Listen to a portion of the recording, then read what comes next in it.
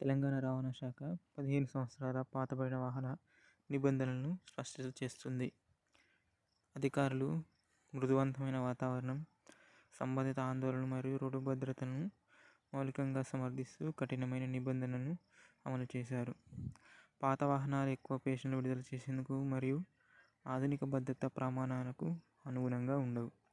హైదరాబాద్ ఇటీవల జరిగిన ప్రజా అభ్యర్థనలు మరియు మీడియా నివేదికలను దృష్టిలో ఉంచుకొని తెలంగాణ ప్రభుత్వం 15 సంవత్సరాల కంటే ఎక్కువ వయసు గల వాహనాల నమోదు కొత్తతనంపై కొత్త స్థితిని స్పష్టత మనకు చేసింది.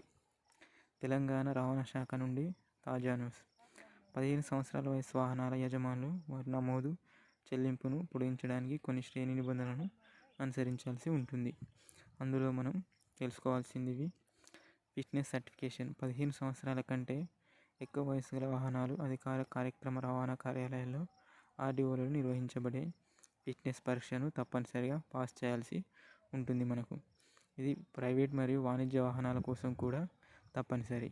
అవి భద్రత మరియు ఉద్గార ప్రమాణాలకు అనుగుణంగా ఉండడానికి లక్ష్యంగా మనం తీసుకోవచ్చు.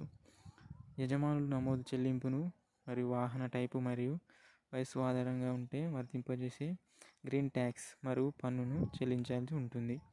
గ్రీన్ ట్యాక్స్ పాత వాహనాలపై కట్టబడుతుంది, తద్వారా వాటి వినియోగం తగ్గించబడుతుంది. ప్రత్యేకించి ఎక్కువ సేపు విడుదల చేసే వాహనాలకు గ్రీన్ ట్యాక్స్ రేట్లు వాహనం యొక్క రకానికి మరియు కేటగిరీకి ఆధారపడి ఉంటాయి. ఉద్గార ప్రమాణాలకు అనుగుణంగా ఉండాలి. వాహన కేంద్ర మోటారు వాహన నియమావళి కింది నిర్దేశించిన నిబంధనలకు అనుగుణంగా ఉండాల్సి ఉంటుంది. ఇవో తెలుసుకుందాం. యాజమాన్యం మరియు మినహాయింపులకు కొద్ది తేడాలో మనకు ఉంటుంది. వాణిజ్య వాహనాలకు కొన్ని వాణిజ్య వాహనాలు కఠినమైన చెక్లకు గురి కావచ్చు మరియు కొన్నిసార్లు వారి స్థాయిలు మరియు ఫిట్నెస్ స్థితి ప్రకారం నిషేధాన్ని కూడా మనం కొన్ని వాహనాలకు పొందవచ్చును. అదేవిధంగా ప్రైవేట్ వాహనాల యజమానులు కొంత మినహాయింపును పొందుతారు, కానీ ఫిట్నెస్ మరియు ఉద్గార అవసరాలను అనుసరించాల్సి ఉంటుంది. ప్రత్యేక మార్గదర్శకాలు పాతకాలపు మరియు క్లాసిక్ కార్డు సాధారణ ఫిట్నెస్ ప్రమాణాల నుండి మినహాయింపునకు అర్హత కలిగి ఉంటాయి. అవి పాత వాహనాలుగా నమోదు కావాలంటే. Thank you for watching. జాతీయ స్క్రాపేజ్ విధాన ప్రభావం. దీనికి మనం తీసుకున్నట్టయితే కేంద్రీయ ప్రభుత్వ వాహన స్క్రాపేజ్ విధానం కూడా పాత వాహనాల యజమానుల వృద్ధి చేయడంతో ప్రోత్సహిస్తుంది. అందువల్ల వారు స్వచ్ఛమైన వాహనాల ధరలను తగ్గించడం మరియు నమోదు ఛార్జీలను మాఫీగా మనకు లభిస్తాయి. సర్కారు యొక్క కారణాలు. అదేవిధంగా మనం కొన్ని విషయాలు తీసుకున్నట్టయితే అధికారులు మరియు రోడ్డు భద్రత కఠినమైన నిబంధనలు యందు ముఖ్య కారణాలుగా చర్చిస్తున్నారు. అదేవిధంగా పాత వాహనాలు ఎక్కువ పొల్యూషన్ను విడుదల చేస్తున్నాయి మరియు ఆధునిక భద్రతా ప్రమాణాలకు అనుగుణంగా ఉండవు.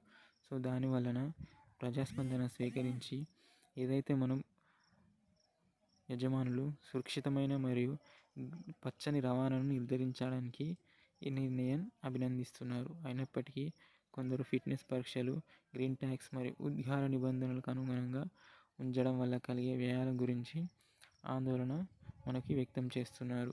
అదేవిధంగా మనము తెలంగాణ రవాణా శాఖ వాహన యజమానులు అధికారిక వెబ్సైట్ను సందర్శించడం లేదా స్థానిక ఆర్డీఓలతో సంప్రదింపులు చేయడం ద్వారా తాజా సమాచారం పొందవలసిందని కోరుకుంటుంది.